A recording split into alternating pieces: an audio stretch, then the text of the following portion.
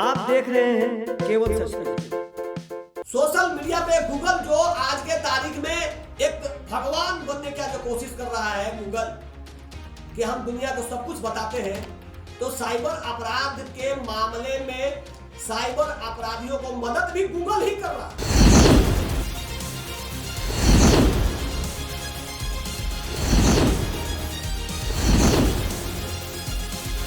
Police नहीं ले रही है केस। आप देखिए, पुलिस का रही है कि हम सेवा में 24 घंटा तत्पर है, 24/7 मीडिया की तरह कहता है कि हम भी 24 घंटे 7 दिन सक्रिय हैं आपकी सेवा में, रात भर चौकसी करते हैं। ये कितनी चौकसी करते हैं, यह अखबार के पन्ने, मीडिया का न्यूज, यूट्यूब पे चलने वाला न्यूज, सोशल मीडिया में आ रही जानकारी यह बताता है।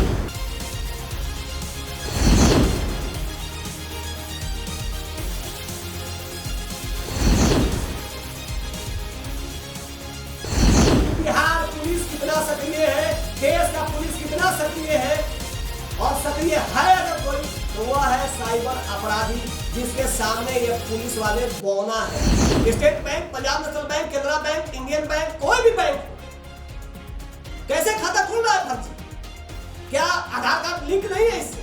क्या पैन कार्ड बगैर खाता खुल जाएगा? मोदी जी, आप डिजिटल भारत की बात कर रहे हैं, जनधन खाता खुलवाया पूरे भारत का, एक एक व्यक्ति अब खाता धारक है इस देश का, और उसके खाते से पैसा अगर निकल जाएंगे तो फिर ऐसा आधार कार्ड से लिंक करने का क्या फायदा इस भारतवासियों को? इस बात को आपको समझना होगा, क्योंकि आपसे ही उम्मीद है। आप भारत के एक ऐसे प्रधानमंत्री हैं जिससे पूरी दुनिया को उम्मीद है, हम तो भारतीय हैं। नमस्कार, आप देख रहे हैं केवल सच न्यूज, मैं हूं ब्रजेश मिश्रा। जैसा कि हमने आपको पिछली बार बुधवार को यह बताया था कि हम आपके बीच आ रहे हैं साइबर अपराध को लेकर, साइबर अपराध के घटनाओं के विषय में चर्चा करने के लिए, और हम मौजूद हैं अपने केवल सच के स्टूडियो में, और आपके बीच इस मुद्दे को बहुत ही गंभीरता पूर्वक आपके बीच रखेंगे और आपको बताएंगे कि किस तरीके से ये साइबर अपराधी अपराध कर रहे हैं। एक तरफ भारत के यशस्वी प्रधानमंत्री पूरे इंडिया को डिजिटल इंडिया बना रहे हैं, पूरा देश डिजिटल इंडिया बन रहा है, यह एक अच्छा पहल है, स्वागत है इसका, डिजिटल इंडिया बने भारत। लेकिन जिस तरीके से डिजिटल इंडिया भारत बन रहा है, उससे ज्यादा डिजिटल साइबर अपराधी हो गए हैं। साइबर अपराधी भारत सरकार के डिजिटल अभियान से सबसे ज्यादा आत्मनिर्भर बनी है। भारत सरकार ने, मोदी जी ने भारत को आत्मनिर्भर बनाने का जो संकल्प लिया है, भले ही भारत के लगभग 1.5 अरब आबादी आत्मनिर्भर हो या ना हो, लेकिन भारत के साइबर अपराधी आत्मनिर्भर बन चुके हैं, क्योंकि डिजिटली वह इतने साउंड हैं, डिजिटली वह इतने जानकारी रखते हैं, वह ये जानते हैं कि इस देश का पुलिस निकम्मा और निठल्ला है। वह ये जानते हैं कि अपराध की घटना घट जाने के बाद, किसी के खाते से पैसा निकल जाने के बाद, बैंक वाले, चाहे वो बैंक कोई भी हो, हम एक पर एक हर चीज की जानकारी आपको देंगे और बताएंगे कि किस तरीके से लगातार पटना में अपराध की घटनाओं में, साइबर अपराध की घटनाओं में वृद्धि होता जा रहा है, और हम देख रहे हैं कि किस तरीके से हम और आप परेशान हैं। लोग का जमा पूंजी, लोगों का मेहनत, परिश्रम, जिस तरीके से करके वो धन इकट्ठा करते हैं और बैंक में जमा करते हैं, और होता क्या है, ये सबके सामने है, नतीजा सबके सामने है कि आपका जमा पूंजी कभी भी निकल सकता है और आपका खाता में शून्य दिख सकता है। अपराध की घटना दिन प्रतिदिन बढ़ता जा रहा है, और बिहार, जहां के सुशासन बाबू बड़े बड़े दावे करते हैं और बिहार के डीजीपी बड़े बड़े दावे करते हैं, अब तो एक मामला और भी प्रकाश में आ गया है कि बिहार के डीजीपी एसके सिंघल जी को प्रमोशन ही है जो गलत तरीके से मिल गया है, उसके जो नियमावली है उसके तहत नहीं मिला है। कई बातें हैं, हम उन बातों पर आज चर्चा नहीं करेंगे, सिर्फ और सिर्फ साइबर अपराध की बात करेंगे। भारत बहुत तेजी से बदल रहा है, बहुत सारे क्षेत्र में विकास हो रहे हैं, लेकिन उस विकास के अलावा जो साइबर अपराधी हैं वह ज्यादा विकसित हो रहे हैं।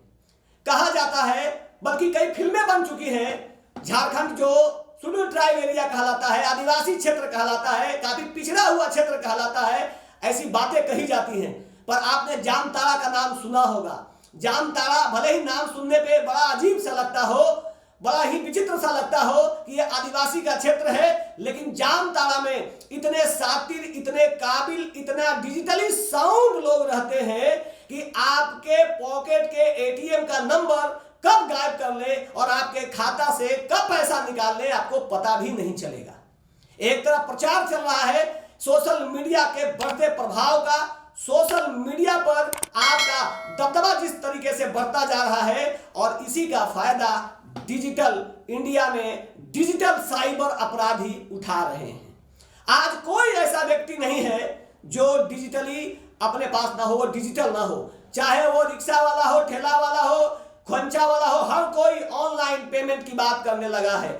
मोदी जी ने भारत को अमेरिका बनाने का प्रयास किया, लेकिन जो सुरक्षा तंत्र है, जो आईटी का तंत्र है, वह शायद विकसित अभी नहीं हो पाया है, जिसके लिए भारत के लोग शायद तैयार नहीं थे।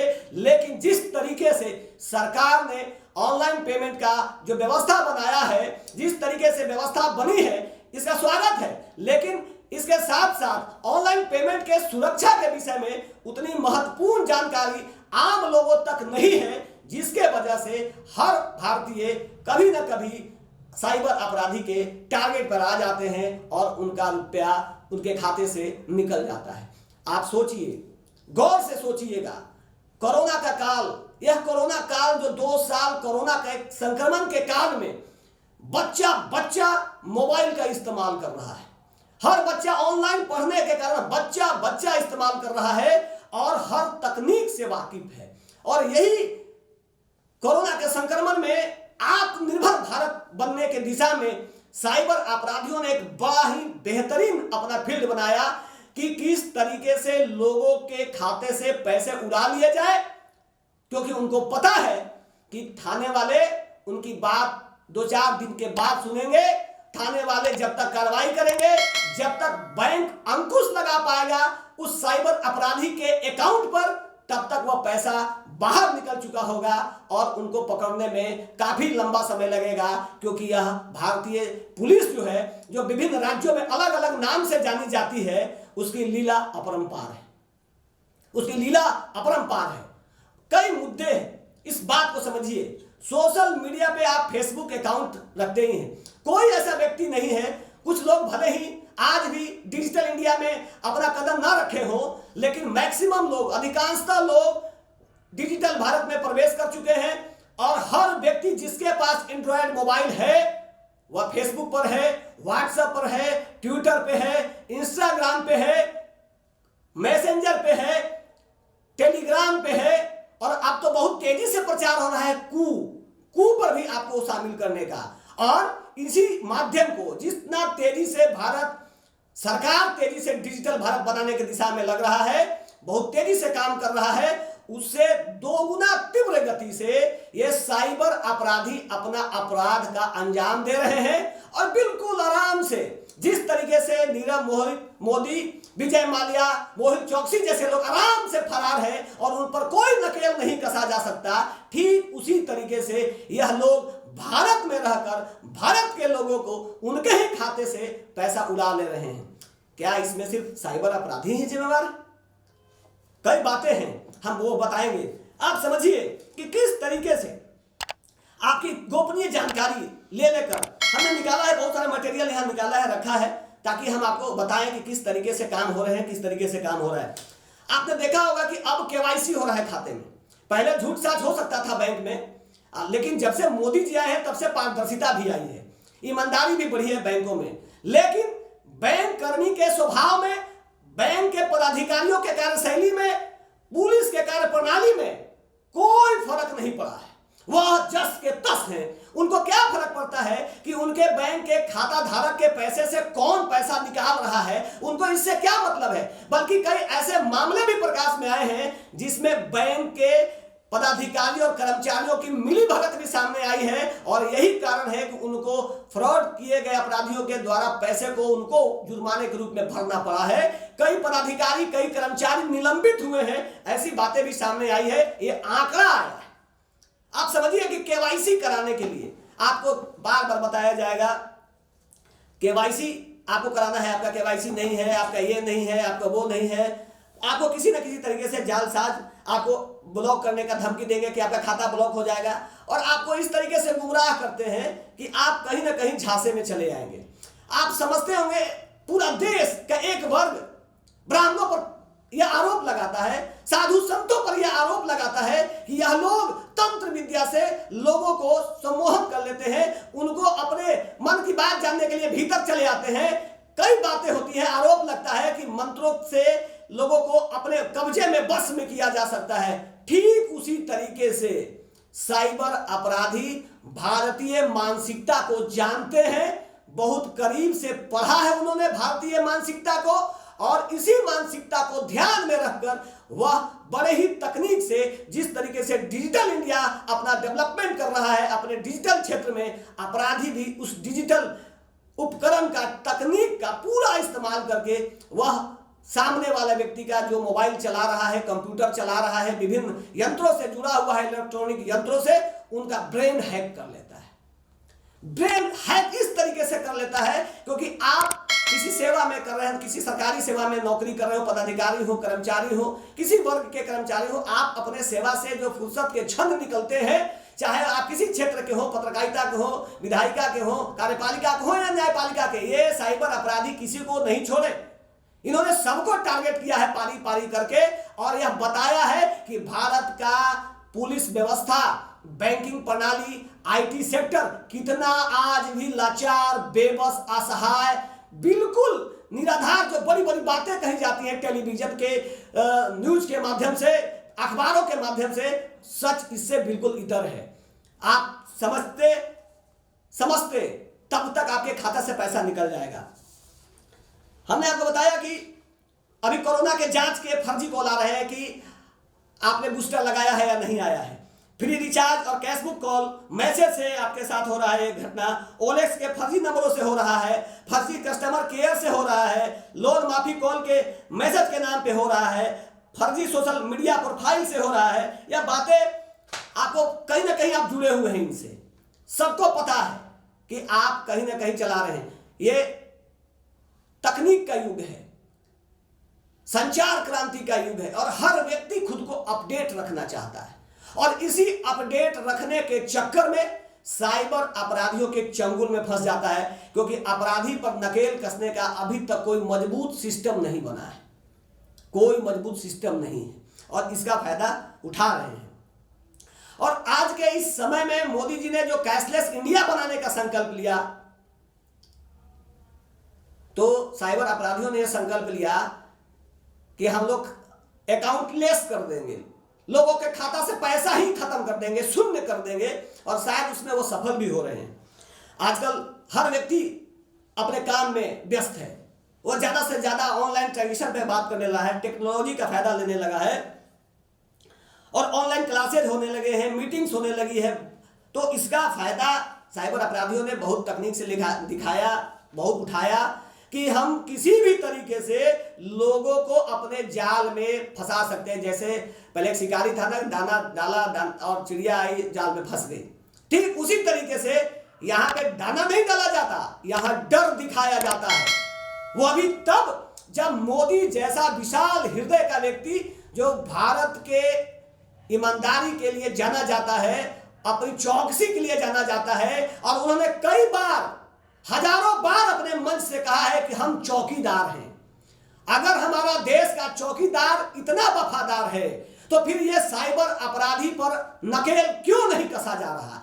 आखिर कब नकेल कसा जाएगा? इन तमाम बातों को अगर आप ध्यान से सुनेंगे तो आपको लगेगा कि यह बात ब्रजेश मिश्रा कोई राजनीतिक सूझबूझ से या किसी पार्टी के कहने पर यह बात नहीं बोल रहा है, बल्कि हम उस व्यवस्था की बात कर रहे हैं जिस व्यवस्था के तहत यह कार्य हो रहा है। सोशल मीडिया के जरिए जो फ्रॉड का जो दौर चल रहा है, आप देखेंगे कि गेम आ रहा है, बच्चे गेम खेल रहे हैं, मोबाइल आपके पास है, लोग गूगल पे, फोन पे, पेटीएम रखे हुए हैं। आपको इस तरीके से आपको गुमराह करके फंसा दिया जाएगा कि आप फंस जाएंगे और आपके खाते से पैसा निकल जाएगा, क्योंकि आप बस इतना ही जानते हैं कि हमें हमारे मोबाइल में ये चीज डाउनलोड है। अब उसका क्या इसका लाभ और नुकसान है, इसके बारे में कोई कुछ नहीं करता। ऐसे भी हम भारत के लोग हैं, अगर LIC की बात हो या किसी भी पॉलिसी की बात हो, कहीं भी खाता, बैंक में खाता खोलने की बात हो या कहीं भी कुछ हो, 10 पन्ना 20 पन्ने का जब हमारे पास फॉर्मेट रहता है तो हम सिर्फ अपना हस्ताक्षर करते हैं, उसके नियम कानून को नहीं पढ़ते और ना ही उसके बारे में पढ़ने के लिए जागरूक किया जाता है। और शायद इसी का फायदा साइबर अपराधी उठाते हैं। बल्कि इस मामले में बैंक के लोगों की महत्वपूर्ण भूमिका है। आपका नंबर किसी फ्रॉड के पास कैसे पहुंच जा रहा है? जब दूरसंचार विभाग यह कहता है कि कोई भी कॉल से आप परेशान हैं तो आप DND कर दीजिए, आप कोई मैसेज डाल दीजिए जिससे आपके पास कोई फ्रॉडस्टर का मैसेज नहीं आएगा, कोई इस तरीके का संदेश नहीं आएगा जिससे आप परेशान हैं। लेकिन आप 50 बार डालिए, कुछ नहीं होने वाला। वायरस के नाम पे, किसी न किसी नई तकनीक के नाम पे, ऐप के नाम पे आपको गुमराह करके ही देख लिया जाता है। अभी हम बहुत ज्वलंत मुद्दा पर बात कर रहे हैं, एक ऐसा ज्वलंत मुद्दा जिसपे अभी हाल में कुछ दिन पहले ही माननीय पटना उच्च न्यायालय ने बड़ी फटकार लगाई है बिहार पुलिस को कि आप कर क्या रहे हैं, आपकी पुलिस कर क्या रही है। और नीतीश कुमार के शासनकाल में जो सुशासन का दंभ भरा जा रहा है, उसके राजधानी में, सुशासन बाबू के राजधानी पटना में अगर अपराध और साइबर अपराध की घटना में दिन प्रतिदिन वृद्धि हो रही है तो इसका मतलब साफ है कि पटना पुलिस और बिहार पुलिस इस मामले में बिल्कुल बौना साबित हो रहा है। बल्कि उसका एकमात्र काम है कि किसी तरीके से शराबबंदी के मामलों को हम लोग हाईलाइट करते रहे और साइबर अपराधी बचते रहे, हवाला देते रहे कि हम क्या कर सकते हैं, हमारे पास काम का लोड है। माननीय पटना उच्च न्यायालय ने कदम कुआं थाना क्षेत्र में श्रीमती कंचन झा के खाते से 21 लाख रुपए साइबर अपराधियों ने उड़ा लिए।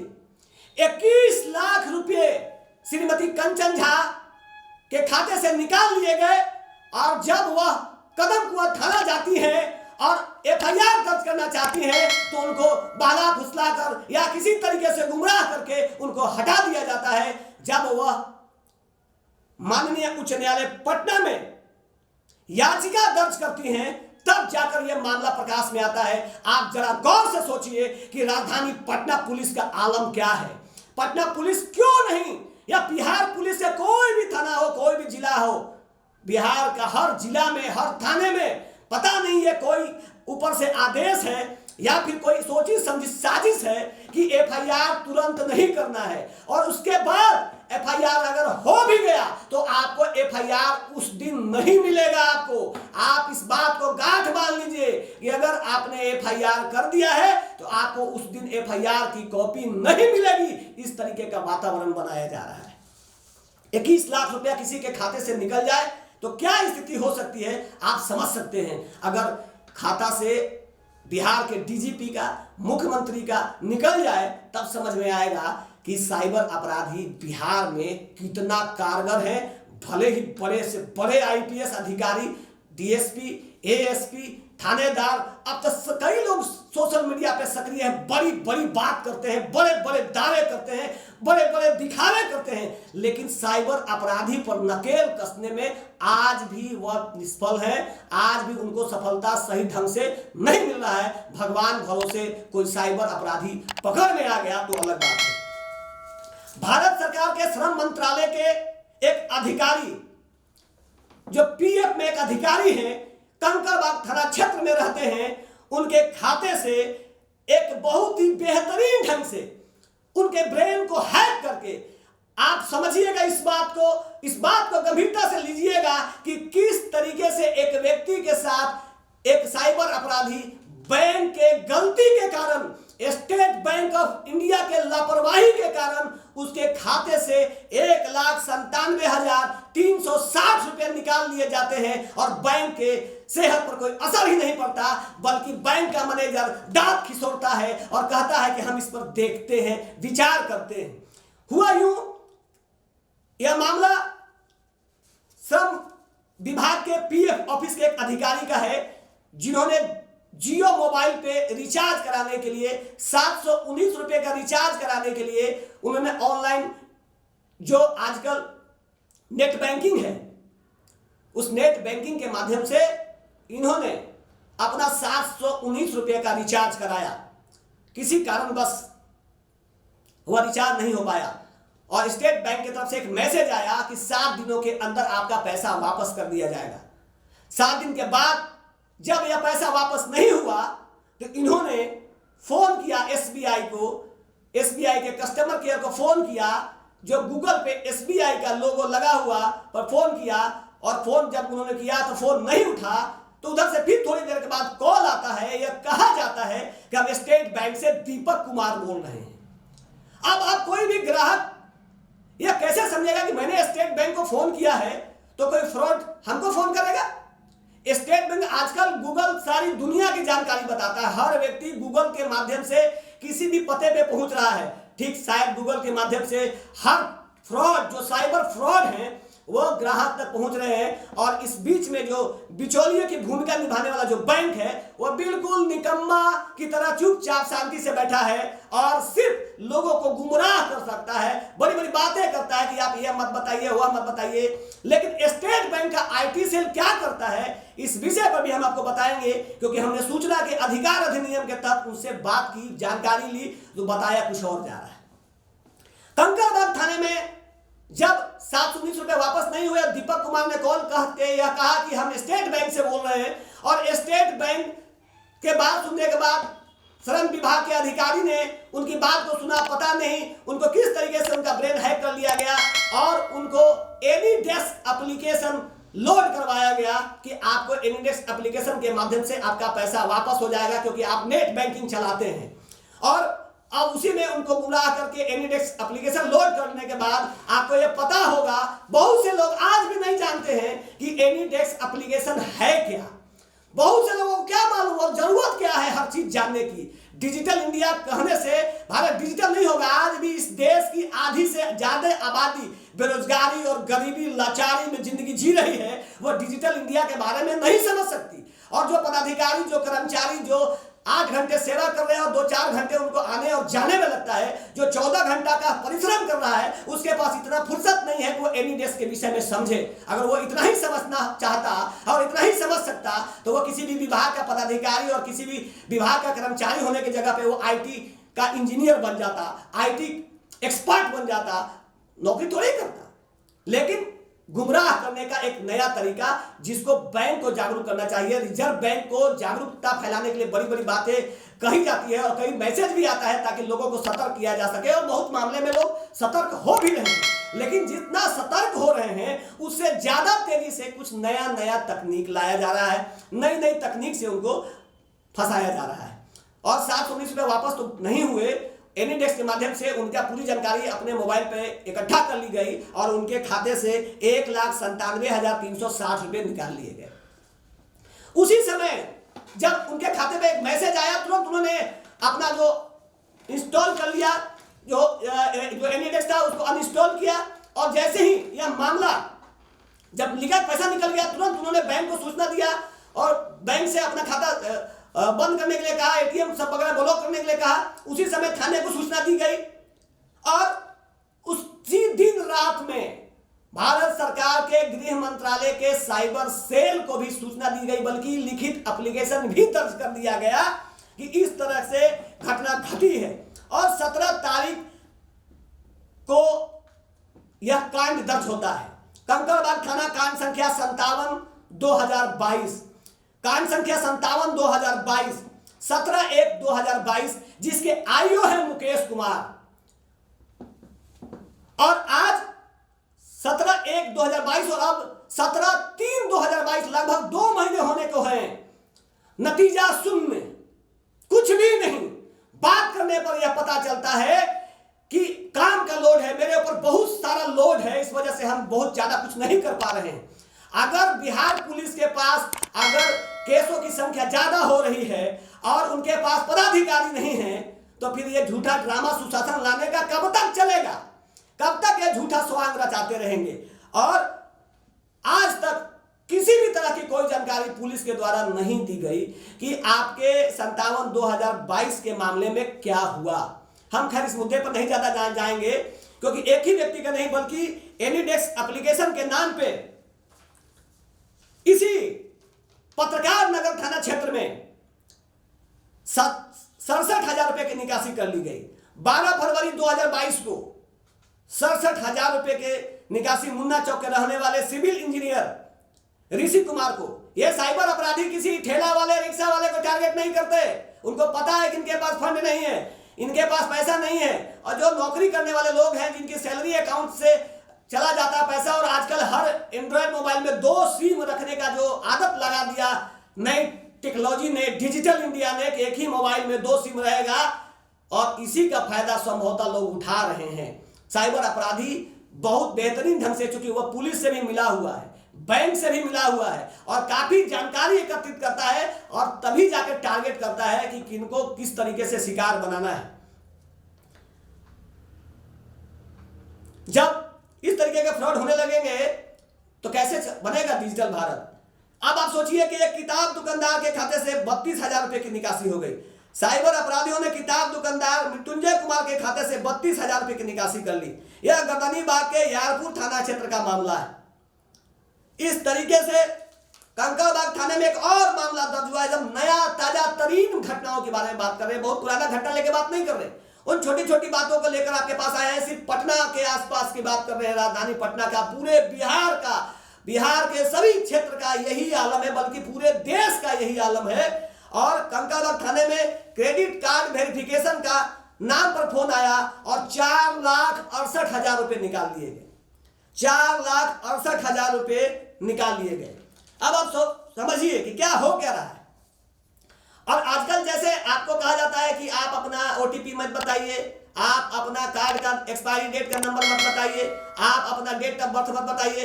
आप एक तरफ सरकार और बैंक, प्रशासन, गृह मंत्रालय यह गाइड कर रहा है, तो आपको यह गाइड करना चाहिए अमेज़न को, फ्लिपकार्ट को, और वो तमाम जो डिजिटल मार्केटिंग करने वाली कंपनियां हैं जो ऑनलाइन पेमेंट लेती हैं, और क्रेडिट कार्ड जो भारत सरकार के जो सरकारी बैंक है या फिर प्राइवेट सेक्टर के बैंक हैं, विभिन्न क्षेत्र के जो इंश्योरेंस कंपनियां हैं, आप उनको क्यों नहीं ब्रेक करते कि आप कोई भी इंफॉर्मेशन डिजिटली नहीं ले सकते हैं, और अगर ले सकते हैं तो उस पैसे की गारंटी भारत सरकार को लेनी होगी, उन बैंकों को लेना होगा, उन प्राइवेट बैंकों को लेना होगा, उन इंश्योरेंस सेक्टर के कंपनियों को लेना होगा, ताकि जो उपभोक्ता है उनके साथ चीटिंग नहीं हो सके, उनको फ्रॉड होने से बचाया जा सके। अभी बहुत तेजी से एनीडेस्क का मामला बढ़ा है।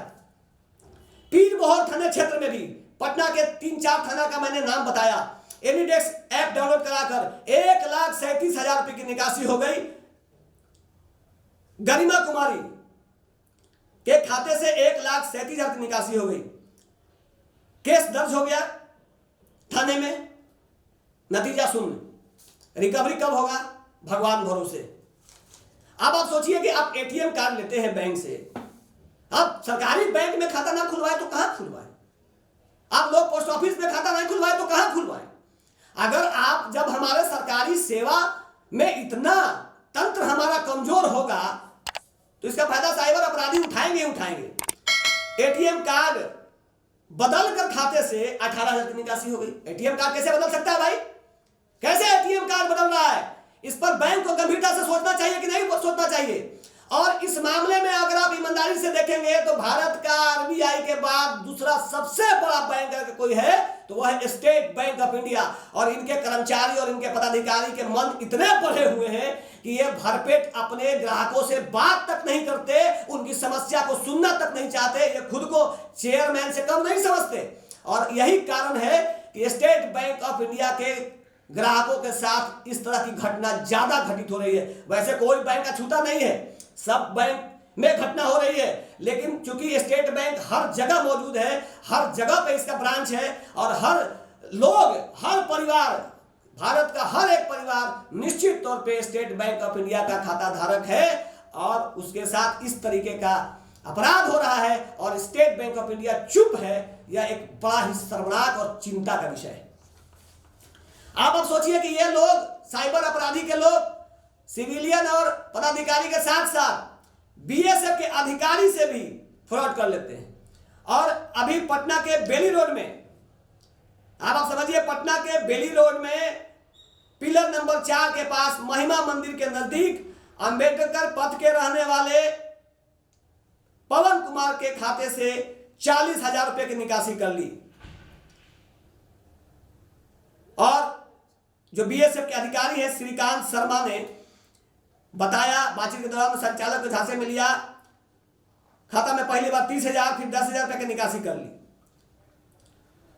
साइबर अपराधी के तलाशी में छापेमारी हो रहा है, लेकिन कुछ लोग पकड़े जाते हैं और 90 से ज्यादा प्रतिशत के लोग भाग जाते हैं या फिर पुलिस के सामने हैं, कुछ नहीं होता, क्योंकि हमारे भारत का कानून व्यवस्था इतना लचर है।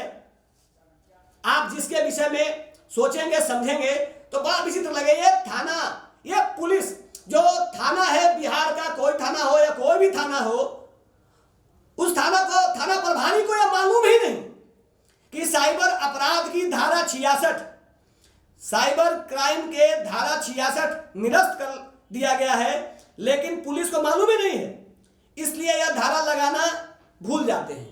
और अधिकांशतः मामले में, साइबर अपराध के मामले में धारा 66 निरस्त हो जाने के बाद कौन सा धारा लगाना है, इसके बारे में पुख्ता जानकारी नहीं रहने के कारण थाना के प्रभारी आईओ किसी तरीके से बना देते हैं और वह आईटी का धारा जो लगना चाहिए वो नहीं लग पाता है।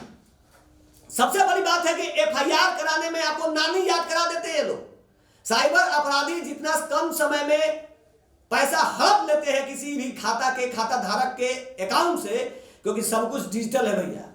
पहले लोग जाके लाइन में लगते थे, पैसा निकालते थे, तो कभी कभी चोरी चमारी की घटना आती थी कि फलना जी का बैग लेके कोई भाग गया, छीन लिया, लेकिन अब तो आप घर बैठे हैं, मोबाइल आपके पॉकेट में है, पैसा किसी और के पास, क्योंकि ये डिजिटल इंडिया है, आत्मनिर्भर भारत है। तो हम कितना आत्मनिर्भर और कितना डिजिटली हो रहे हैं ये आप समझ सकते हैं। एक महिला चेक लेकर बैंक पहुंची तो पता चलता है कि खाते में कुछ है ही नहीं।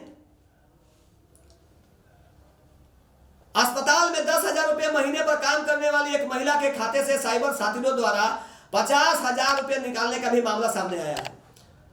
महिला की शिकायत पर अज्ञात साइबर साथियों के खिलाफ पत्रकार नगर थाने में मामला दर्ज कर लिया गया है। खेमनी चक आदर्श कॉलोनी की रहने वाली आशा देवी एक निजी अस्पताल में काम करती है और इनका खाता इंडियन बैंक में। अब कई बैंक आपस में मर्ज कर गए हैं, तो बहुत लोग कंफ्यूज है। आज भी बहुत लोगों के पास एक कॉल आता है, कई बैंक मिलकर अब एक बैंक हो गए।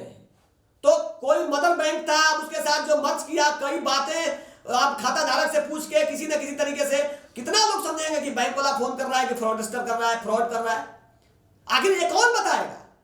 और गूगल, सोशल मीडिया पे गूगल जो आज के तारीख में एक भगवान बनने का जो कोशिश कर रहा है गूगल, कि हम दुनिया को सब कुछ बताते हैं, तो साइबर अपराध के मामले में साइबर अपराधियों को मदद भी गूगल ही कर रहा है। अगर गूगल साइबर फ्रॉड को अगर मदद नहीं कर रहा तो इस तरीके का फ्रॉड नहीं होता, क्योंकि उसको जितना मजबूत पूरे विश्व के लिए, पूरे विश्व को एक गांव में तब्दील कर देने वाला गूगल, जो आज हर व्यक्ति की जरूरत बन चुका है, भले ही किसी के पास कुछ हो या नहीं हो, मोबाइल हो तो आपके पास बहुत कुछ प्राप्त हो सकता है, हम इसके लिए गूगल को धन्यवाद भी देंगे। लेकिन अगर आपने मुझे बहुत सारी चीज एकत्रित कराई और एक ही पल में वो छीन ले, तो ये तो गूगल उससे ज्यादा खतरनाक हो गया। अब आप देखिए कि एक शिव कुमार की तलाशी में राजस्थान की पुलिस आई, मोतिहारी, और पता चला कि पता ही गड़बड़ है। अब आप सोचिए कि अरुणाचल प्रदेश, आंध्र प्रदेश, कर्नाटका, मुंबई, दिल्ली, उत्तर प्रदेश, पश्चिम बंगाल, बहुत सारे क्षेत्र में, झारखंड तो खैर इसके लिए माना ही जाता है, जामताड़ा इसकी जननी है। LIC के लोन अकाउंट से 82 लाख की अवैध निकासी। अब देखते जाइए, ATM कार्ड गायब, खाते से 1 लाख की कर ली निकासी। बिहार के साइबर अपराधी फर्जी नाम पते पर खरीद रहे हैं ई-वॉलेट। ये हम नहीं कर रहे, अखबार कह रहा है। जितनी बातें मैंने कही है ये सब अखबार का कटिंग है, और आप देख सकते हैं। और अगर आप जो जानना चाहते हैं, आप कुछ बताना चाहते हैं, हम आपकी बात को भी रखेंगे और बताएंगे। आप देखिए कि किस तरीके से आपका पैसा ई-वॉलेट में से निकाल लिया है, फर्जी बना के। कैसे फर्जी बन रहा है? अगर बैंक KYC करता है, आधार कार्ड पूरे भारत में, चलिए ये आप पहले आप दिखाते हैं। एक और खाते से लिंक मोबाइल नंबर बदल 13,54,000 रुपये उड़ा है। आप देखिए जरा इसको, 13,54,000 रुपया उड़ा लिया गया। कैशबैक का झांसा देकर खाते से 15,000 निकाल लिए। अब आप देखिए कि साइबर फ्रॉड का नाम पता निकला फर्जी। तो फर्जी कैसे खाता खुल रहा है? State bank, Punjab national bank, Canara bank, Indian bank, कोई भी बैंक हो, कैसे खाता खुल रहा है फर्जी? क्या आधार कार्ड लिंक नहीं है इससे? क्या पैन कार्ड बगैर खाता खुल जाएगा? मोदी जी आप डिजिटल भारत की बात कर रहे हैं। जनधन खाता खुलवाया पूरे भारत का, एक एक व्यक्ति अब खाता धारक है इस देश का, और उसके खाते से पैसा अगर निकल जाएंगे तो फिर ऐसा आधार कार्ड से लिंक करने का क्या फायदा इस भारतवासियों को? इस बात को आपको समझना होगा, क्योंकि आपसे ही उम्मीद है। आप भारत के एक ऐसे प्रधानमंत्री हैं जिससे पूरी दुनिया को उम्मीद है। हम तो भारतीय हैं और हम भारत के लोगों को आपसे ज्यादा उम्मीद है। लेकिन अगर आप इस पर गंभीरता नहीं दिखेंगे, अगर आप इस पर सीरियस नहीं होंगे, तो गृह मंत्री और वित्त मंत्री बड़े बड़े बात करते रह जाएंगे। और IT मिनिस्टर रहे रविशंकर प्रसाद ने बड़ी बात कही थी एक चैनल के प्रोग्राम में। एक साइबर से जुड़ा हुआ एक मजबूत लड़का इस बात को रखा, मैं उनका नाम नहीं लेना चाहता, एक शो में, एक बड़े चैनल के शो में तत्कालीन कानून मंत्री जो IT मंत्री भी थे, उन्होंने बड़ी बात कही थी कि भारत का कानून और IT का क्षेत्र जो है, हमारा IT मंत्रालय बहुत ही सुदृढ़ और बहुत ही मजबूत है।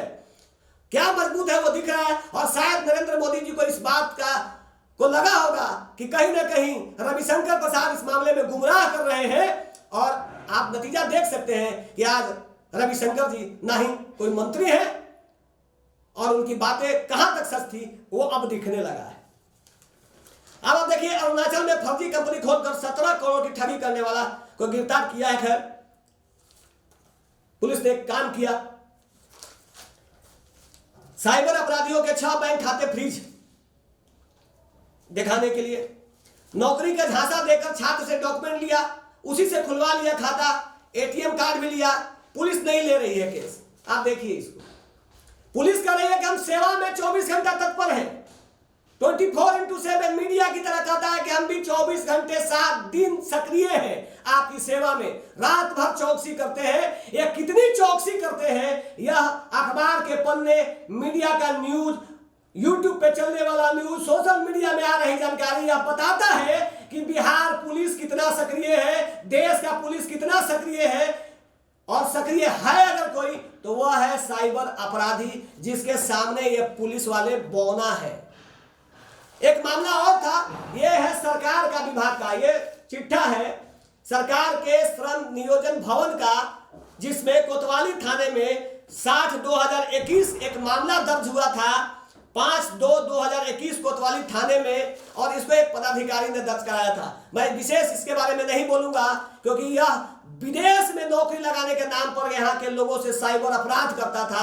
यह विस्तृत जानकारी चूंकि जांच के अधीन चल रही है, आप इस बात को समझिए। 60/2021 को, जिसको श्रम विभाग के एक अधिकारी ने यह मामला दर्ज कराया था, आज तक कुछ नहीं हुआ। 2021 5/2/2021 1 साल बीत गए, नतीजा शून्य। अब आप सोचिए कि जब अपराधी पकड़े जा रहे हैं, मोदी जी कह रहे हैं कि हम पूरा लोगों को रोजगार देंगे, 2 करोड़ लोगों को रोजगार की बात थी। अब रोजगार नहीं मिला तो सब लोग तो महात्मा बनेंगे नहीं, उनको कहीं ना कहीं काम चाहिए।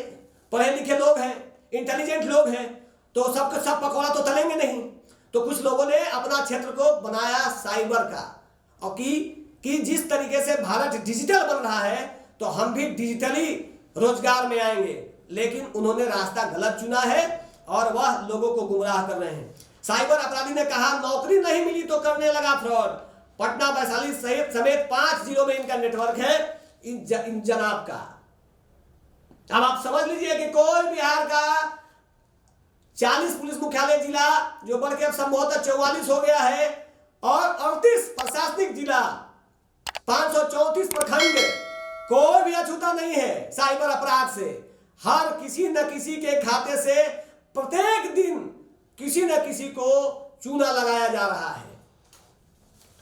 स्वयं आर्थिक अपराध शाखा इकाई के आईजी नैयर हसनैन खान ने यह कहा है कि पटना, नवादा, नालंदा, शेखपुरा, जमुई और गया साइबर अपराध का हॉट स्पॉट बन चुका है और इसके लिए बहुत गंभीर मंथन चल रहा है।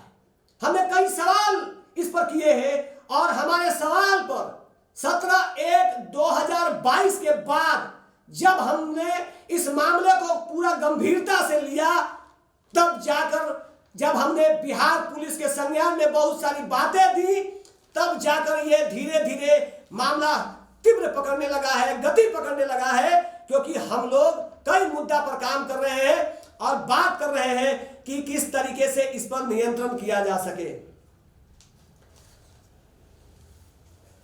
हाई कोर्ट ने माननीय पटना उच्च न्यायालय ने तलब किया है राज्य सरकार को कि साइबर अपराधियों के सामने क्यों सरेंडर कर गया है पुलिस और साइबर अपराधियों के सामने मूक दर्शक बने हुए हैं बैंक। पटना हाई कोर्ट ने मामले में बताया है और जिस तरीके से आप देख रहे होंगे स्टेट बैंक ऑफ इंडिया की काली करतूत ही कहेंगे, क्योंकि स्टेट बैंक ऑफ इंडिया जिस तरीके से कर रहा है, हम ज्यादा समय नहीं लेते हुए सिर्फ पेपर दिखाएंगे कि क्या चल रहा है। ये सबसे बड़ा फ्रॉड शिपयार्ड कंपनी ने 28 बैंकों से 23,000 करोड़ रुपए ठगे। 23,000 करोड़। बेचारे लालू प्रसाद यादव 940 करोड़ में आज पूरी जिंदगी का महत्वपूर्ण समय जेल में ही बिता दिए, लेकिन ये अपराधी कब जेल जाएंगे पता नहीं चलता। क्रिप्टो पर घोटाला चल रहा है, कई चीजें आई हैं। 4 साल पहले एबीजी से 13,975 करोड़ रुपए वसूल लेते तो 23,000 करोड़ ना गंवाते। यह खबर है बैंक का। और हमारी आदरणीय माननीय वित्त मंत्री सीतारमण जी क्या क्या कहती हैं आप सब लोग देख रहे हैं। हमारे एक भाई ने लिखा है, इंद्रलोक कुमार ने, कि सर बालून के एसबीआई अकाउंट से 7 लोगों का पैसा एक दिन में 20,000 रुपये उड़ा लिया गया। इंद्रलोक कुमार जी औरंगाबाद से हैं। आप एफआईआर कराइए और बैंक को सूचना दीजिए। हम इस मुद्दे को भी बताएंगे, आप ध्यान से सुनिए। कुमार सौरभ जी लिखते हैं कि कार्रवाई के नाम पर सिर्फ खाना पूर्ति होती है और इससे ज्यादा कर भी कह सकते हैं लोग। रुपेंद्र नाथ जी कहते हैं कि सर जी मेरे साथ भी मोटरसाइकिल बेचने के बहाने से 2021 में घटना हो गई है। गाजीपुर पुलिस स्टेशन व एसपी ऑफिस फतेहपुर में शिकायत की, लेकिन कोई सुनवाई नहीं हुई। आप देख रहे हैं कि जो हमारे दर्शक जुड़े हुए हैं वह कह रहे हैं कि एफआईआर दर्ज हो रहा है, लेकिन कार्रवाई शून्य है। हमने रिजर्व बैंक ऑफ इंडिया से आरटीआई के माध्यम से बहुत सारे सवाल पूछे हैं, कई सवाल पूछे हैं जो आपको लगे कि यह सवाल वास्तव में है, यह सवाल नहीं है, क्योंकि सवाल तो आप पूछ नहीं सकते आरटीआई में, आप सूचना मांग सकते हैं। तो हमने सूचना मांगा कि साइबर अपराध की प्राथमिकी थाना में दर्ज होने के कितने दिनों बाद केस का अनुसंधानकर्ता बैंक में जाकर ग्राहक के साथ हुए साइबर अपराध से जुड़ी बिंदुओं की पड़ताल करता है। इसके लिए कोई समय सीमा निर्धारण है?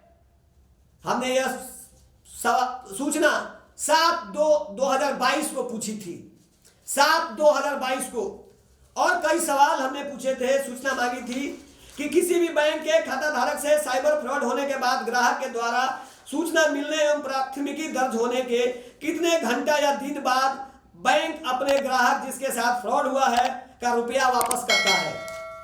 हमने पूछा कि किसी भी बैंक के खाता धारक से साइबर फ्रॉड होने के बाद बैंक कितने घंटे या दिनों बाद साइबर क्राइम इकाई से अपराधी की गिरफ्तारी करने हेतु सहयोग मांगता है। जिस प्रकार राष्ट्रीयकृत एवं प्राइवेट बैंक साइबर फ्रॉड से बचने के लिए OTP, ATM card number, pin number किसी भी अनजान को नहीं बताने के लिए ग्राहकों के बीच जागरूकता अभियान चलाता है, उसी प्रकार तेजी से बढ़ते नेट बैंकिंग की वजह से साइबर फ्रॉड यह जान गए हैं कि ग्राहक ओटीपी एवं पिन नहीं बताएगा, जिसके कारण से कई प्रकार के एप्लीकेशन का इस्तेमाल करता है, जैसे एनीडेस्क। इससे बचने के लिए, एनीडेस्क से बचने के लिए बैंक किस प्रकार से अपने ग्राहकों को जागरूक कर रहा है। राष्ट्रीयकृत एवं प्राइवेट बैंक के नेट बैंकिंग, गूगल पे, फोन पे, पेटीएम के किसी खाते में पैसा ट्रांसफर करने वाला बैंक अधिकारी यह कैसे सत्यापित करता है कि यह ग्राहक कहीं किसी साइबर अपराध का शिकार तो नहीं हो रहा है, कहीं हमारा पैसा या कोई साइबर अपराधी आतंकवाद के रूप में इस टेक्निकल डिजिटल युग में लोगों को गुमराह करके कहीं यह पैसा आतंकवाद में तो नहीं जा रहा है।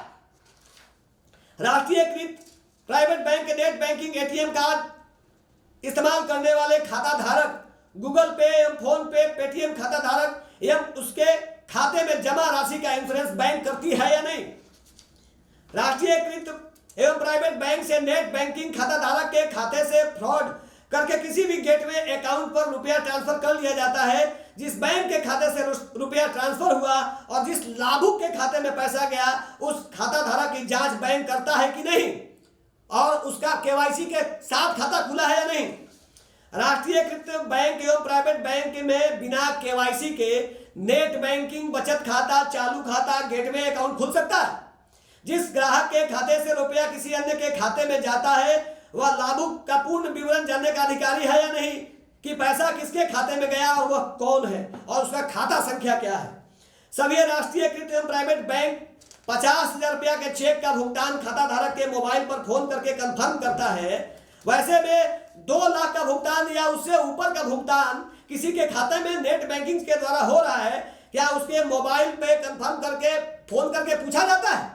अगर आप 10,000, 20,000, 50,000 रुपया अगर आप किसी को देते हैं, तब आप वेरिफिकेशन करते हैं कि आपने किसी को चेक दिया है, तो कोई आप अपने नेट बैंकिंग से अगर किसी को लाख, 2 लाख, 4 लाख, 10 लाख रुपया ट्रांसफर कर रहा है या साइबर फ्रॉड कर रहा है, तो आप उसकी पुष्टि उसके मोबाइल नंबर पे देते हैं। सभी राष्ट्रीयकृत एवं प्राइवेट बैंक का गूगल पर कस्टमर केयर का हेल्पलाइन नंबर लोगों के साथ उपलब्ध रहता है। ग्राहक कैसे तय करेगा कि बैंक का ओरिजिनल कस्टमर केयर का हेल्पलाइन नंबर है या साइबर फ्रॉड का? इससे बचने के लिए बैंक गूगल पर किस प्रकार की कार्रवाई करता है? सभी राष्ट्रीयकृत बैंक, प्राइवेट बैंक का इंटरनेट बैंकिंग से हुए फ्रॉड की शिकायत 12 से 24 घंटे के अंदर दर्ज कराने पर बैंक का IT cell, cyber crime cell किस प्रकार की कार्रवाई करके खाता धारक का फ्रॉड हुआ रुपया को रिकवर करता है। बैंक और साइबर क्राइम सेल के बीच कितने घंटे या दिनों में संवाद होता है और उस पर ठोस कार्रवाई होती है। बैंक और पुलिस के बीच विलंब होने के कारण साइबर अपराधी को पैसा हड़पने का समय मिलता है, तो इसके लिए बैंक और पुलिस को पर किस प्रकार की कार्रवाई होती है। सभी राष्ट्रीयकृत एवं प्राइवेट बैंक बिहार प्रदेश में साइबर फ्रॉड में सम्मिलित किस किस बैंक के अधिकारी एवं कर्मचारी पर 1 जनवरी 2015 से 31 जनवरी 2022 तक कार्रवाई की गई है। सोशल मीडिया, गूगल पे, व्हाट्सएप, फेसबुक, ट्विटर, इंस्टाग्राम सहित कई एप्लीकेशन के माध्यम से साइबर फ्रॉड का शिकार प्रतिदिन ग्राहक हो रहा है। इससे बैंक के खाता धारक को बचाने के लिए आरबीआई किस प्रकार का कार्रवाई कर रहा है?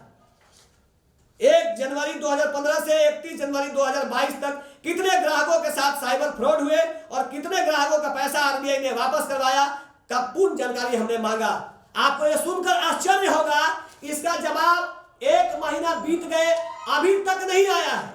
लेकिन एक कॉल आया आरबीआई मुंबई से, आरबीआई से कॉल आया मेरे मोबाइल नंबर 94-310-73-76-9 पे और यह कहा गया कि आपने एक अलग अलग करके सूचना मांगा है और इसमें काफी पैसा लगेगा आपको सूचना भेजने में, क्योंकि आपने 20 सूचना मांग लिए हैं और 20 को अलग अलग अगर हम भेजेंगे तो काफी पैसा आरबीआई का लगेगा। मैंने कहा कि आप एक ही में करके भेज दीजिए, हमारे मेल पर भेज दीजिए। अभी तक सूचना अपर्याप्त है, हम कल इसको प्रथम अपील में दायर भी कर देंगे। लेकिन क्या यही ऐसे ही खेल चलता रहेगा? इसी तरीके से स्टेट बैंक ऑफ इंडिया से स्टेट बैंक ऑफ इंडिया से भी मैंने ये सवाल पूछे हैं, यह सूचना मांगी है। सूचना और सवाल में कोई अंतर नहीं है। ये तो भारतीय सूचना का अधिकार नियम 2005 के साथ जिस तरीके से सरकार और प्रशासनिक पदाधिकारी मिली भगत करके इसको गुमराह करने का नया नया तकनीक खोज के इसको कमजोर कर रहे हैं। भारत के लिए सूचना का अधिकार अधिनियम एक ऐसी शक्ति है जिसके माध्यम से बड़ी जानकारी मिलती है। और आज पटना उच्च न्यायालय, सर्वोच्च न्यायालय, विभिन्न निचली अदालतों में सूचना के अधिकार से प्राप्त सूचना पर ही आजकल बड़ा से बड़ा आदेश आ रहा, फैसला आ रहा है। स्टेट बैंक ऑफ इंडिया हमको बहुत सारा जवाब लिख के भेजा है, सूचना का जवाब लिख के भेजा है। स्टेट बैंक ऑफ इंडिया आप देख रहे होंगे, ब्रजेश मिश्रा के नाम से भेजा है, और उसने एक भी जवाब सही नहीं दिए, एक भी सूचना संतोषजनक नहीं दी। प्रथम अपील में खैर हम यहां भी जाएंगे, लेकिन आप गौर से सोचिए कि किस तरीके से हो रहा है साइबर अपराध। इस तरीके से अगर बिहार ही नहीं पूरे देश के विभिन्न बैंकों के खाता धारक के खाते से पैसा निकासी अगर हो जाएगा तो क्या कोई मोबाइल रखेगा? क्या कोई मोबाइल से अपना गूगल पे, पेटीएम और किसी भी तरह के एप्लीकेशन के माध्यम से कोई अपना बैंक खाता जोड़ेगा क्या? आप अगर हमारे खाता को हमारे मोबाइल से जोड़ रहे हैं, अगर भारत सरकार अपने उपभोक्ताओं को, बैंक के ग्राहकों को, अगर उनके खाता को उनके मोबाइल के साथ अगर जोड़ रखा है तो सुरक्षा की गारंटी भी बैंक को लेनी होगी, बैंक को लेना होगा। और उन लोगों को जो बिल्कुल लापरवाह है, उनके साथ कुछ भी हो तो एक अलग बात है, लेकिन अगर कोई बैंक का खाता धारक, अगर आरबीआई के नियमों के अनुसार, हम वो भी बताना चाहते हैं, आपको दिखाना चाहते हैं। अभी हाल ही में पुलिस सप्ताह था, और पुलिस सप्ताह में यह कहा गया है कि बिहार पुलिस को हर संसाधन उपलब्ध कराने का प्रयास होगा। जो मैंने पूछा बिहार के डीजीपी से, कई सवाल पूछे थे बिहार के डीजीपी से, हम वह भी बताएंगे, वह भी है डाटा हमारे पास। हमने पूछा कि पटना पुलिस बहुत सक्रिय है, राजधानी की पुलिस, जब बिहार की राजधानी पटना, जहां पे डीजीपी, गृह सचिव, मुख्य सचिव, मुख्यमंत्री, राज्यपाल, बड़े बड़े न्यायाधीश, एक से बड़े बड़े अधिकारी जहां राजधानी में रहते हो, उस राजधानी की क्या स्थिति है? मैंने बिहार के डीजीपी और कार्यालय से यह मांगा। और कई केस ऐसे मामले हैं जिसको आज तक अनुसंधान नहीं हो रहा।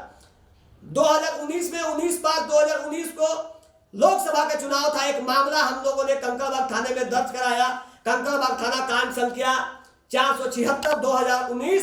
आज तक अनुसंधान करता हमारे पास नहीं है। मैं एक पेशे से पत्रकार हूं, पिछले लंबे समय तक बिहार विधान परिषद में प्रेस सलाहकार समिति के सदस्य भी रहा हूं। पूरे बिहार, झारखंड, देश के विभिन्न क्षेत्रों में हम पत्रकारिता करते हैं, लेकिन थाना के उस आईओ के पास फुर्सत नहीं है एक भी बार कि वह अपने जो पीड़ित है उनसे बात करके हम जानकारी ले और उनको मदद करें। हमने पूछा है डीजीपी कार्यालय से कि बिहार पुलिस की आर्थिक अपराध, सोचिएगा जो अभी पुलिस सप्ताह में संसाधन की बात हो रही है, बिहार पुलिस के पास जो कई बातें आई हैं वो सब के सब हमारे आवेदन के बाद की हुई है, और उसमें कई बातें आई हैं। खुद आर्थिक अपराध शाखा के आईजी साहब ने क्या कहा है हम वह भी सुनाएंगे, लेकिन हमने जो डीजीपी कार्यालय से मांगा है वो आपको बता रहे हैं कि हमने पूछा है कि बिहार पुलिस, ये 24 तारीख का है, 24/1/2022, आप गौर से देखिए इस डेट को, 24/1/2022 को हमने पूछा है बिहार पुलिस की आर्थिक अपराध इकाई के पास साइबर अपराध करने वाले अपराधियों को कानूनी शिकंजा कसने के लिए कौन कौन सा संसाधन उपलब्ध है, कौन कौन से संसाधन उपलब्ध है। यह दैनिक भास्कर का अखबार है, और यह अखबार है 22 फरवरी। हमने 24 जनवरी 2022 को मांगा है, और 22 फरवरी 2022 को खुद बिहार पुलिस यह कहता है कि बिहार पुलिस को हर संसाधन से लैस करना है। आप समझ लीजिए कि किस तरह की बातें हैं। केवल सच लोगों को हमेशा सदैव जागरूक करता रहा है। और हमने दूसरा सवाल पूछा, जानकारी मांगी कि गलती से ओटीपी, अरे आदमी है, गलती हो सकती है। अब हम कोई मोबाइल के इंजीनियर तो है नहीं, कोई भी हमसे, हमारे साथ कोई घटना नहीं है, हमारे साथ किसी भी प्रकार का साइबर अपराध नहीं हुआ है, लेकिन हमारे भारत के लोगों के साथ, हमारे बिहार के भाइयों के साथ, हमारे पटना के लोगों के साथ विभिन्न तरह के समुदाय के हर क्षेत्र के लोगों को जो ठगने का षड्यंत्र किया जा रहा है, बल्कि न्यायालय को भी इस बार गुमराह कर लिया गया। न्यायालय के भी एक व्यक्ति को ठग लिया गया। न्यायालय के भी एक बड़े अधिकारी को भी साइबर अपराधियों ने उनके खाते को चंपत किया है, गायब कर दिया है। हमने पूछा, जानकारी मांगी, गलती से ओटीपी किसी फ्रॉड ने हासिल करके किसी के नेट बैंक से लाखों रुपए ट्रांसफर कर लेता है और ग्राहक 12 घंटे के अंदर बैंक, स्थानीय थाना, साइबर क्राइम सेल को सूचित कर देता है, तो आर्थिक अपराध इकाई रुपये की रिकवरी एवं अपराधी की गिरफ्तारी कितने दिनों में कर पाती है? 24/1 को पूछा था, आज 9 मार्च है, सूचना नहीं मिला, कोई जानकारी नहीं दी गई। हमने डीजीपी से और भी सवाल पूछे हैं कि साइबर अपराध की प्राथमिकी थाना में दर्ज के कितने दिनों बाद केस का अनुसंधान करता, कितने दिनों में बैंक में जाकर ग्राहक के साथ हुए साइबर अपराध से जुड़ी बूंदियों की पड़ताल करता है? इसके लिए कोई समय सीमा निर्धारण है? कोई जवाब नहीं। 1 जनवरी 2015 से 31 जनवरी 2022 तक बिहार प्रदेश में कुल कितने साइबर अपराध की प्राथमिकी दर्ज हुई? अब तक कितने साइबर अपराधी को बिहार पुलिस की साइबर अपराध इकाई ने गिरफ्तार किया? सूचना अपर्याप्त। गलती से ओटीपी किसी फ्रॉड ने हासिल करके किसी के नेट बैंक से लाखों रुपए ट्रांसफर कर लेता है और ग्राहक 12 घंटे के अंदर बैंक, स्थानीय थाना, साइबर क्राइम सेल को लिखित शिकायत दर्ज करा देता है, तो साइबर अपराध इकाई रुपये की रिकवरी और अपराधी की गिरफ्तारी कितने दिनों में करती है? यह जानने में कितना समय लगता है? खाताधारक का पैसा किसके खाते में गया, उसका जानकारी आज तक अपर्याप्त है। बिहार पुलिस के साइबर अपराध इकाई के पास साइबर अपराध करने वाले अपराधियों को गिरफ्तार करने तथा किस आईपी एड्रेस एवं स्थान से यह फ्रॉड किया जा रहा है कि जानकारी को एकत्रित करने के लिए कौन कौन संसाधन उपलब्ध है? सूचना अपर्याप्त है। 1 जनवरी 2010 से 31 जनवरी 2022 तक, ये मैंने इसलिए मांगा है क्योंकि नीतीश कुमार का सुशासन का काल नवंबर 2005 से आरंभ हुआ था।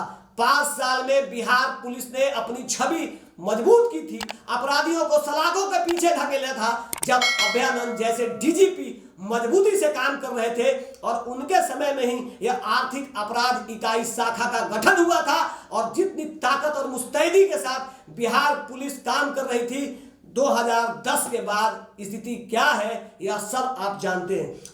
इस पर हमने एक सूचना मांगा कि 1 जनवरी 2010 से 31 जनवरी 2022 तक बिहार की राजधानी पटना एवं अन्य जिलों में निर्माण से जुड़े हुई लोगों के साथ कितने फ्रॉड हुए? कोई सूचना नहीं। अब आप सोचिए कि डीजीपी ऑफिस से अगर सूचना मांगा जा रहा है, 1 महीना बीत गया, जब डीजीपी कार्यालय में जब सूचना के अधिकार अधिनियम का पालन नहीं होगा, हमने डीजीपी कार्यालय से यह पूछा कि क्या बिहार के पुलिस की जो जिप्सी है, क्या उसका इंश्योरेंस नहीं होना चाहिए? क्या पुलिस की गाड़ियों का प्रदूषण जांच नहीं होना चाहिए? क्या पुलिस की गाड़ियों का फिटनेस जांच नहीं होना चाहिए? क्या पुलिस की गाड़ियों पर जो सीट पर बैठने वाले जो ड्राइवर है और जो बगल में जो उनके अधिकारी बैठे हैं, क्या उनको सीट बेल्ट नहीं लगाना चाहिए? आज तक सूचना नहीं मिला।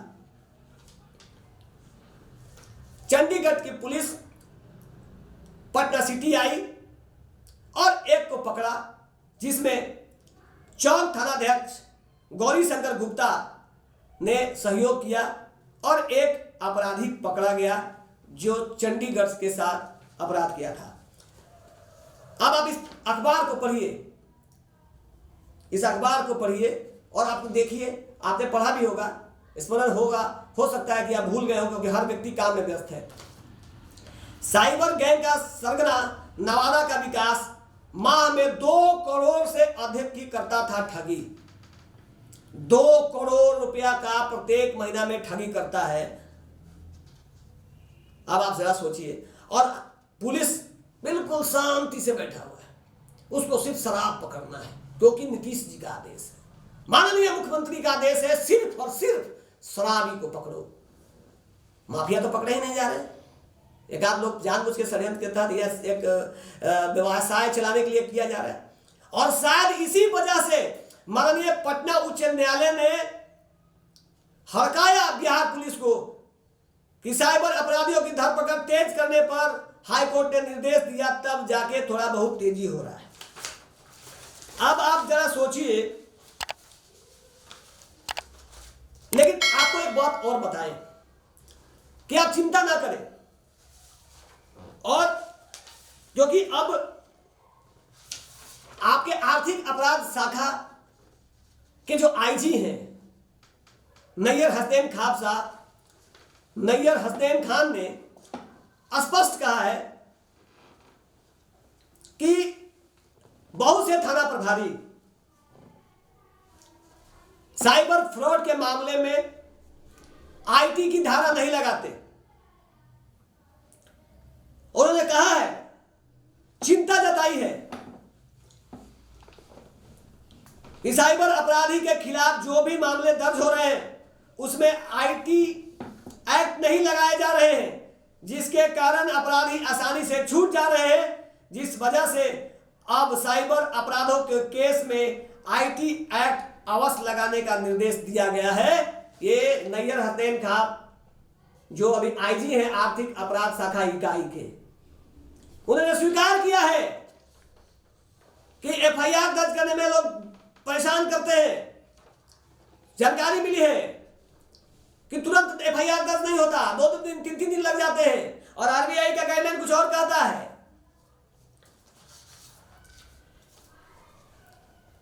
मामला एक स्टेट बैंक आया है और इसमें माननीय न्यायाधीश पटना उच्च न्यायालय संदीप कुमार की एकल पीठ ने साइबर अपराध से जुड़ी मामले की सुनवाई करते हुए पटना के एसएसपी को भी निर्देश दिया है कि राजधानी के सभी थानों में इस तरह के दर्ज प्राथमिकी का अपने स्तर से जांच करें। और उन्होंने कहा है कि साइबर फ्रॉड में खाते से निकाले गए पैसे ग्राहकों को लौटाए बैंक। माननीय न्यायालय ने यह आदेश दिया है कि पैसा बैंक को लौटाना है। अगर समय पे ग्राहकों ने अगर प्राथमिकी दर्ज कराई है, सूचना दिया है, साइबर सेल को खबर किया है, और अगर तत्परता ग्राहक ने दिखाई है, तो यह दायित्व बैंक का बनता है। पुलिस को भी इसमें सक्रिय भूमिका निभाना होगा। अब आप गौर करके देखिए, और आपको भी सतर्क रहना होगा, बचना होगा। आप ग्राहक हैं, मोबाइल चला रहे हैं, तो आपकी भी जिम्मेवारी है, आपका भी यह कर्तव्य बनता है कि आप सावधानी बरतें। नहीं तो लिखा रहता है हर थाने में, सावधानी हटी और दुर्घटना घटी, क्योंकि उनको तो कुछ नहीं हुई, आपकी समझ सकते हैं कि क्या हुआ है आपके साथ। फर्जी कस्टमर केयर से आपके मोबाइल में अगर आपके परिचित व्यक्ति का जिसका नंबर सेव है उसी का फोन उठाएं। आजकल फ्लैट बेचने के नाम पर, पॉलिसी बेचने के नाम पर Facebook, Instagram, Twitter, WhatsApp, Telegram, कई ऐसे चीज है जिसपे जोड़ने के नाम पे आपको आपके साथ जुड़ेंगे और आपकी जानकारी लेके आपका पर्सनल डाटा लेंगे और आप गायब कर देंगे। इसलिए किसी भी सूरत में आप अपनी पर्सनल जानकारी किसी को न दें, चाहे वो आपका अपना सगा ही क्यों ना हो। क्योंकि ये कहावत है, ऐसा कोई सगा नहीं जिसको फ्रॉड लोगों ने ठगा नहीं। वो अपने को भी ठग लेते हैं। पहला ठगी का खेल वही शुरू करते हैं। किसी भी मैसेज का, आजकल जब लोग देख रहे हैं कि लोग फोन पे नहीं सुन रहे हैं बात, तो मैसेज आता है, ऐसा मैसेज आएगा आपको पता ही नहीं चलेगा कि आपके अपने बहन का है या किसी और का। इसीलिए किसी भी संदेह वाले मेल, कॉल या मैसेज को इग्नोर करें। एटीएम पिन नंबर और सीवीवी नंबर साझा बिल्कुल ना करें, बल्कि मोबाइल में भी सेव ना करें, अपने कंप्यूटर में भी सेव ना करें। क्योंकि जिस तरीके से एनीडेस्क एप्लीकेशन जैसा कई एप्लीकेशन आ गया है, आपका मोबाइल, आपका कंप्यूटर उनके हाथ में चला जाएगा। क्योंकि आप टेक्निकल एक्सपर्ट नहीं हैं और आपका सहयोगी ना पुलिस है ना ही बैंक। आपके पास रिक्वेस्ट आएगा, फ्रेंड रिक्वेस्ट आ रहा है, मत स्वीकार करिए वैसे लोगों को जिनको आप नहीं जानते हैं, नहीं तो फिर आपको वही सावधानी हटी और दुर्घटना घटी। एक भी म्यूचुअल फंड का लोन के नाम पे आपको लोन दिया जा रहा है, आपको एमएसएमई से जोड़ा जा रहा है, आपको बगैर कोई लोन का लॉटरी लग जाएगा, बगैर कुछ लगाए हुए आपको इनाम भी मिल जाएगा, और इस लालच में पड़ के आपका पैसा ठग रहे हैं। इसलिए बचें।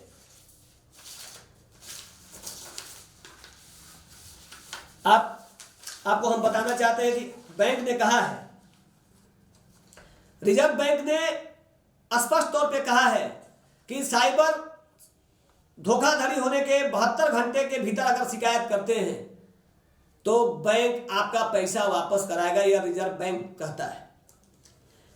यदि आपके बैंक के खाते से कोई गलत तरीके से रकम निकाल लेता है और आप 3 दिन के भीतर इस मामले के बारे में बैंक को अपनी शिकायत करते हैं तो आपको यह नुकसान नहीं उठाना पड़ेगा। ये आरबीआई ने स्पष्ट रूप से यह भी कहा है कि निर्धारित अवधि में बैंक को समुचित सूचना दे देने पर ग्राहक के खाते से धोखाधड़ी पर निकाली गई रकम 10 दिन के भीतर उसके बैंक खाते में वापस आ जाएगी। लेकिन यह कथनी और करनी में बड़ा अंतर है। कह कुछ और रहा है रिजर्व बैंक, हो कुछ और रहा है। क्योंकि 10 दिन छोड़िए भाई साहब, यहाँ तो महीने महीने सालों साल हो जा रहे हैं और पैसा वापस नहीं आ रहा है, लोगों को न्यायालय के शरण में जाना पड़ रहा है।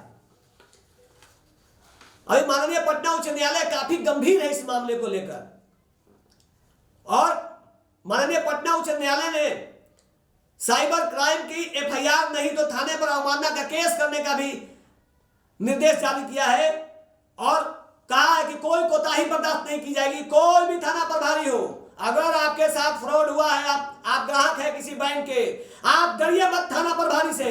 आपके टैक्स से उनको वेतन मिलता है। वो जितने ऐसो आराम जो सुविधा उठा रहे हैं वो आपके पैसे से उठा रहे हैं, आपके द्वारा टैक्स के पैसे से उठा रहे हैं और वो आपके सेवक हैं। वह भले ही थानेदार दिखते हो, वर्दी में हो, वो आपको डरा कर भगा दे, लेकिन डरिए मत, क्योंकि पटना उच्च न्यायालय आपके साथ खड़ा है और उन्होंने सख्त निर्देश दिया है कि अगर आप एफआईआर दर्ज करते हैं, विलंब करते हैं और उसको गुमराह करते हैं तो आप पर अवमानना का केस चलेगा। आप को हमने बहुत समय लिया है। मेरा मकसद आपको सूचना देना और जागरूक करना था कि आप जागरूक होइए और बचिए।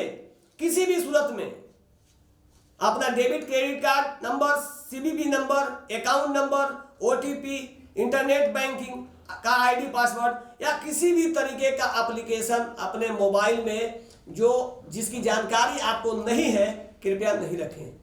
और किसी के कहने पर, भले ही आपका मित्र हो, आपका साथी हो, आपका परिवार हो, क्योंकि इसी बीच में से साइबर अपराधी जन्म लेते हैं। वो भले ही आपके अपने सगे रिश्तेदार नहीं हो और आपका जो अपना परिचित हो वो जानकारी अगर दे देता है, वो इसलिए नहीं देता कि आपके साथ फ्रॉड हो, लेकिन सामने वाला फ्रॉड है इसकी पुष्टि कैसे होगा? जब पुलिस के पास इतने तंत्र यंत्र हैं तब पुलिस नहीं पकड़ पा रही है तो आप कैसे पकड़ पाएंगे इन अपराधियों को? यह एक बड़ा चिंता का विषय है। कानून जो आईटी में संशोधन एक्ट 2008 की धारा 43C, धारा 66, आईपीसी की धारा 268 देश की सुरक्षा को खतरा पहुंचाने के लिए फैलाए गए वायरसों पर साइबर आतंकवाद से जुड़ी धारा 66 जो गैर जमानती साइबरवाद और साइबर आतंकवाद से जुड़े मामले में उम्र कैद तक का सजा है। दूसरे मामलों में 3 साल तक की जेल और जुर्माना भी है। लेकिन ये साइबर अपराधी डर नहीं रहे, ये नहीं डरते इन चीजों से। किसी का फर्जी प्रोफाइल बनाना अपराध आईपीसी की धारा 419 के तहत, आईटी एक्ट 2000 की धारा 66D के तहत दंडनीय अपराध है। फर्जी प्रोफाइल बनाने के अपराध में दोषी को 3 साल तक की सजा एवं जुर्माना हो सकता है। यदि इंटरनेट मीडिया पर फर्जी प्रोफाइल का शिकार हुए हो तो इसकी सूचना अविलंब अपने संबंधित पुलिस स्टेशन को दें। भले ही वो आपको टाल मटोल करे, लेकिन आप दें। अगर आपका थाना प्रभारी आपकी बात नहीं सुन रहा है, आपके आवेदन को स्वीकार नहीं कर रहा है, आप अपने एसपी को यह सूचना दें, अपने सूबे के डीजीपी को सूचना दें। क्योंकि गूगल एक तरफ जहां पे फ्रॉड का जाली कस्टमर केयर अगर डाला हुआ है तो कहीं कहीं ओरिजिनल डीजीपी एसपी का मोबाइल नंबर भी डाला हुआ है।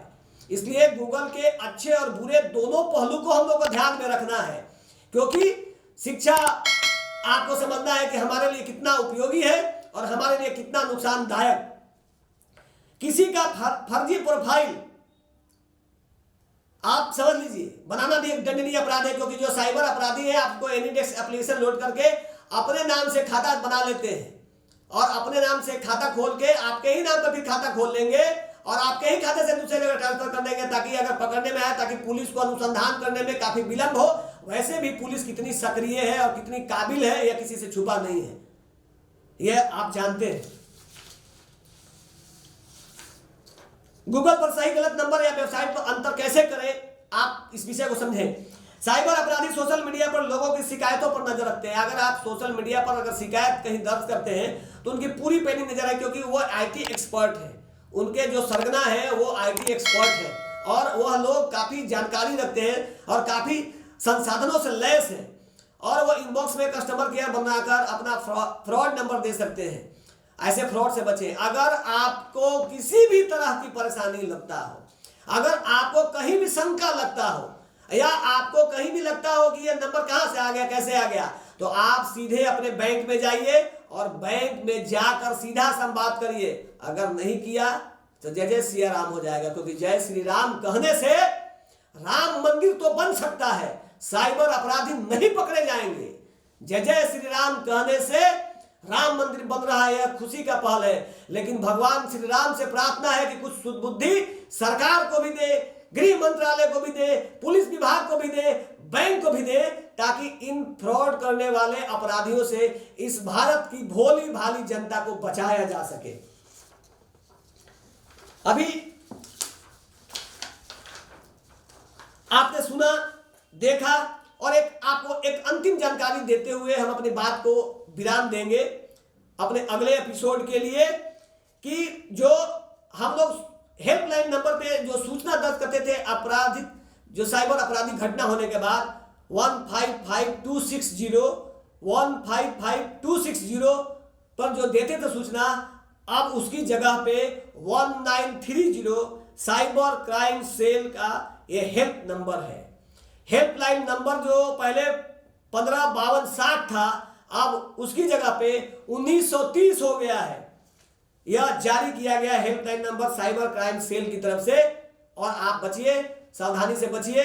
और हम अगले बुधवार को मिलेंगे आपको नगर निगम, नगर विकास विभाग के काली करतूत और नगर निगम में जो चल रहा भ्रष्टाचार है, कुर्सी खरीदने से लेकर सामान खरीदने तक, और उपभोक्ता के साथ हो रहा फ्रॉड जो नगर निगम में भी है, हम उसके बारे में फिर बुधवार को मिलेंगे। आप देख रहे थे केवल सत्य न्यूज। हम आपकी समस्या और उसके समाधान में एक मजबूत साथी की भूमिका निभाने के लिए तैयार है। हमारे युवा केवल सच न्यूज के माध्यम से पूरे बिहार ही नहीं बल्कि देश के विभिन्न हिस्सों में धीरे धीरे अपना दायरा बढ़ा रहे हैं। हमें चाहिए आपका आशीर्वाद सब्सक्राइबर के रूप में, और आप हमारे वीडियो को जरूर देखिए और अगर अच्छा लगे तो लाइक जरूर करिए। आपका कमेंट हमें शक्ति प्रदान करता है और आपका शेयर हमारा दायरा बढ़ाएगा और हम आपको विश्वास दिलाते हैं कि आने वाले दिनों में यह केवल सच न्यूज आपके हक और हकूक के लिए, आपके ऊपर हो रहे समस्या और उसके समाधान में एक मजबूत भूमिका निभाने के लिए पूरी तरीके से चौकस है। हम 24/7 आपके साथ खड़े हैं। आपके समस्या, आपके निदान में हम एक महत्वपूर्ण भूमिका निभाएंगे, यह संकल्प है केवल सच न्यूज का। आपसे विशेष आग्रह है, प्रार्थना है आपसे कि हमारे चैनल केवल सच न्यूज को सब्सक्राइब करिए, लाइक करिए, कमेंट करिए और शेयर जरूर करिए, ताकि हम आपकी बात को उन तमाम लोगों तक पहुंचा सके, जिससे इस समस्या के समाधान के लिए हम एक मजबूत विकल्प के रूप में आपके साथ खड़े हो सके। और केवल सच न्यूज आपके समस्या और उसके समाधान में निश्चित तौर पे एक महत्वपूर्ण साथी की भूमिका निभाएगा। जय हिंद, जय भारत।